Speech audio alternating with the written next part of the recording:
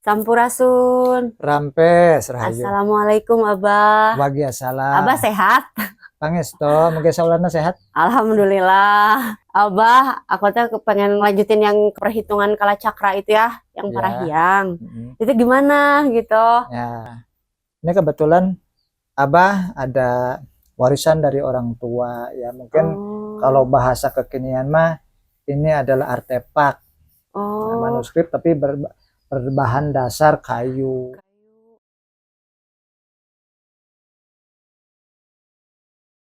Nah, ini teh kalender.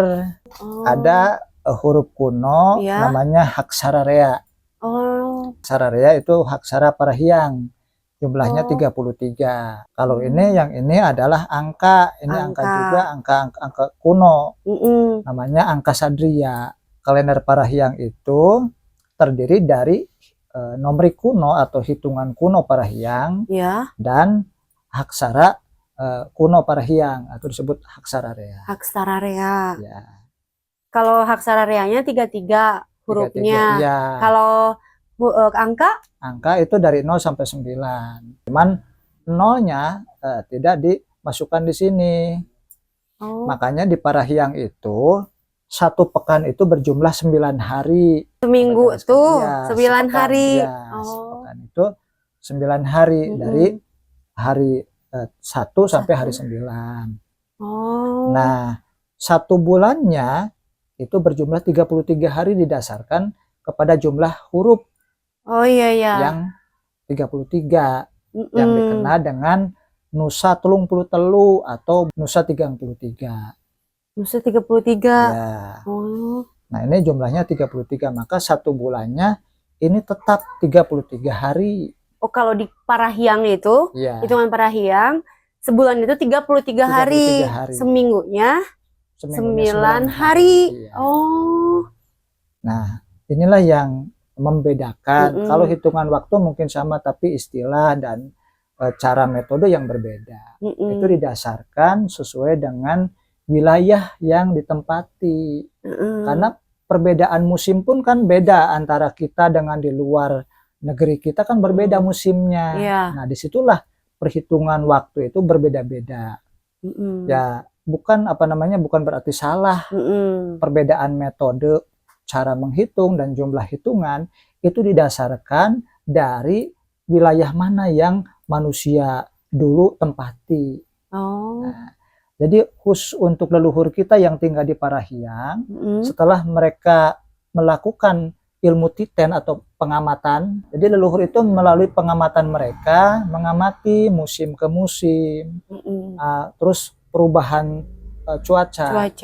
Setelah mereka mengamati, dijadikanlah dasar rumusan. Nah, dari situlah kemudian ada perhitungan-perhitungan.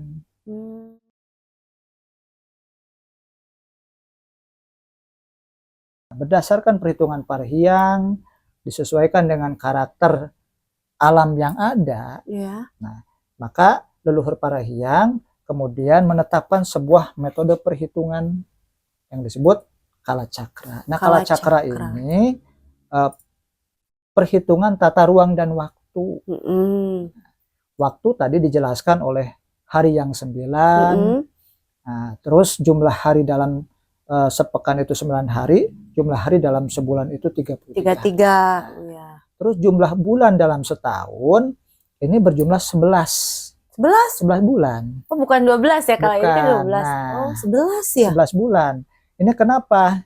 Karena filosofinya Sawela Sasih itu Sawela Saasih Indung. Sawela Saasih Indung. Iya, karena istilah bulan di sini disebut indung. Nah, perhitungan ini diambil dari perhitungan indung berang atau paraji. Seumpama bayi yang dikandung oleh seorang ibu. Nah, jadi pada bulan pertama disebut ngaherang. Maka bulan pertama itu namanya indung ngaherang. Bulan kedua indung lumenggang. Bulan ketiga indung gumulung. Bulan keempat indung gumeter. Bulan kelima indung usik. Bulan keenam indung malik. Nah, bulan ketujuh indung kolot. Bulan ke-8 Indung Ngora atau Angka Wijaya. Indung Ngora atau Angka Wijaya. Nah, ke-9 Indung Medal, karena pada saat 9 bulan bayi dilahirkan atau medal lahir. Iya.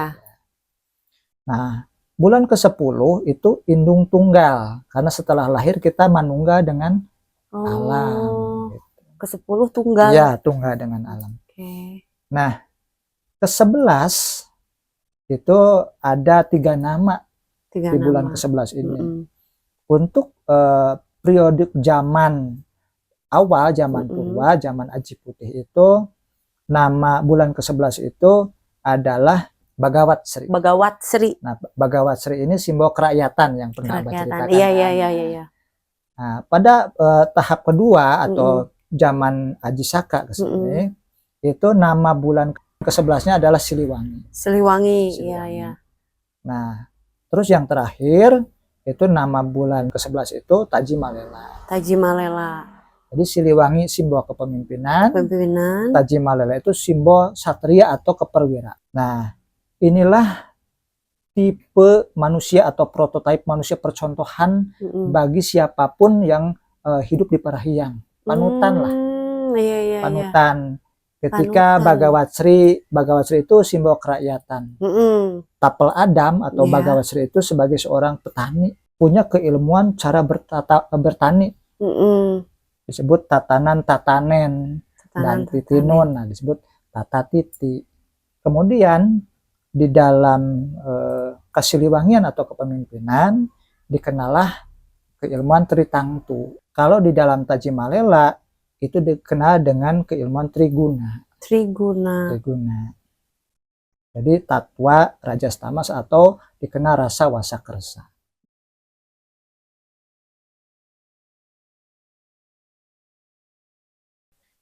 Nah, kalender ini selain huruf tadi berbasis hitungan angka, dasarnya angka karena namanya juga perhitungan. Iya, betul. Otomatis basis atau basic dasarnya adalah angka. Iya. Dinamakan angka sadria. Angka sadria. Angka sadria itu dimulai dari huruf 0, 0 itu nir. Ya. Terus 1 itu ling. 1 ling. Nah, terus 2 itu lang. 2 lang. 3 itu na. 3 na. Nah, ini yang keempat itu ra. Ini simbol-simbolnya. Oh, ini simbol-simbolnya ya. Nah, kelima adalah wang. 5. Keenam an. Ketujuh wa. Kedelapan ru. 8 ru. Nah, ke-9 ga. 9 ga. Jadi kenapa ini disebut angka sadria? Ya. Karena bilangan ini menyimbolkan anggota badan kita. Sadria itu satangtung diri, sadiri. Sadiri, satangtung ya, diri. Jadi bilangan satangtung diri diistilahkan di dalam bahasa Parahyangnya hitungan sabuku tangtung. Hitungan sabuku tangtung. Bilangan sakapat badan. Maksudnya hitungan yang menyimbolkan anggota badan kita. Nah, seperti konsep nir. Ya. Nir itu ada artinya juga. Nir itu nirmala sadya jati. Nirmala sadya jati. Iya. Jadi asal segala sesuatu itu asal mulanya dari kesucian. Nirmala itu suci. Jadi hakikat segala sesuatu itu suci. Oh iya. Nah, kemudian ling. Lingga Purwaning Dumadi. Lingga Purwa Ning Dumadi. Nah, lingga itu menjadi titi mangsa atau adeg-adeg.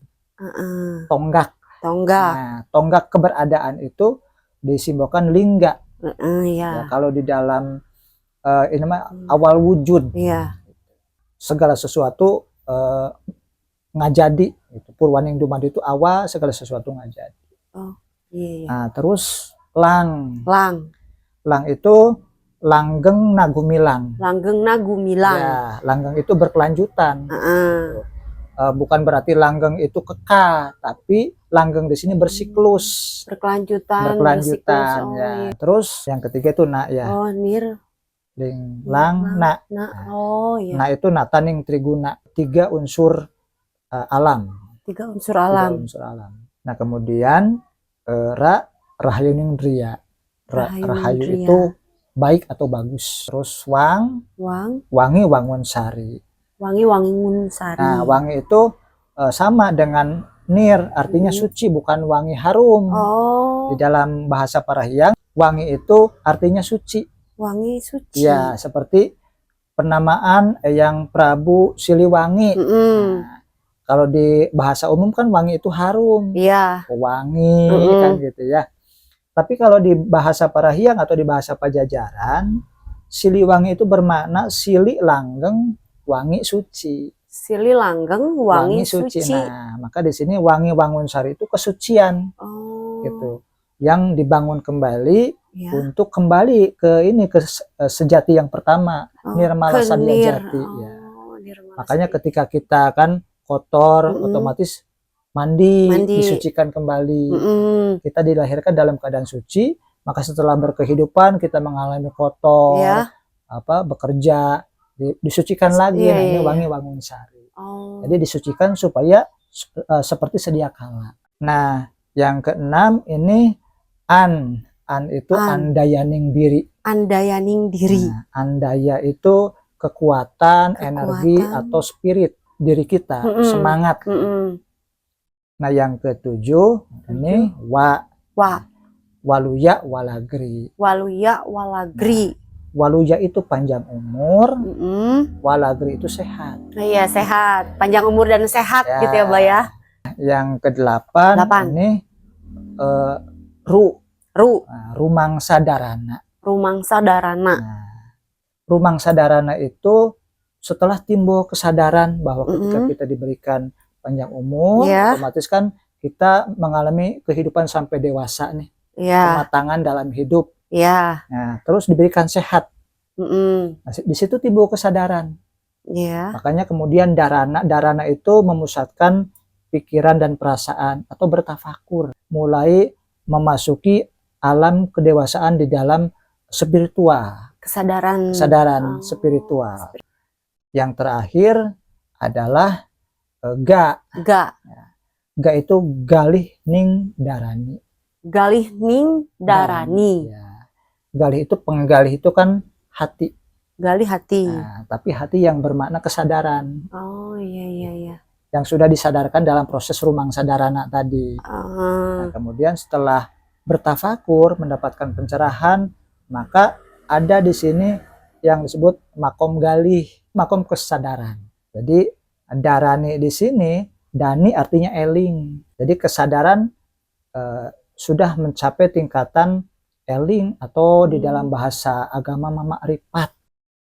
Jadi ini menyimbolkan bilangan itu dari suci, suci bersih, tapi melalui peristiwa sejarah dalam kehidupan, kita mengalami dinamika kehidupan, sampai kita disadarkan kembali dan akhirnya kita mendapatkan kesadaran sempurna, kesadaran sebagai manusia dan kesadaran sebagai makhluk Tuhan. Nah, disebut kesadaran agama lah kalau di dalam kehidupan. Nah, itu disebut galih ning darani. Ini perjalanan kehidupan manusia dari awal sampai akhir. Dari nir, dari nol. Kan bilangan itu berpuncak di angka sempurna itu angka 9. 9 itu angka yang sakral. Iya betul. Iya, seperti misalnya Jawata Marasanga, kan, terus Wali Sanga. Maka hari pun 9. Nah, karena menurut sejarah para leluhur Parahiang, hari itu semuanya ada 10. Nah, ini salapan mada 10 tunggal. Nah, cuman hari yang 0 ini tidak berlaku di alam sakala, maaf. Sakala itu apa? Sakala itu dunia. Oh, ini alam dunia itu namanya sakala. Nah, hari 0 itu berlaku di alam niskala, di alam akhirat. Niskala akhirat. Jadi yang ke-10 tunggal, karena di sana tidak ada siang, tidak ada malam. Kalau di kita mah kan ada siang, ada malam. Nah, itu harinya dimulai dari hari 1 sampai hari 9.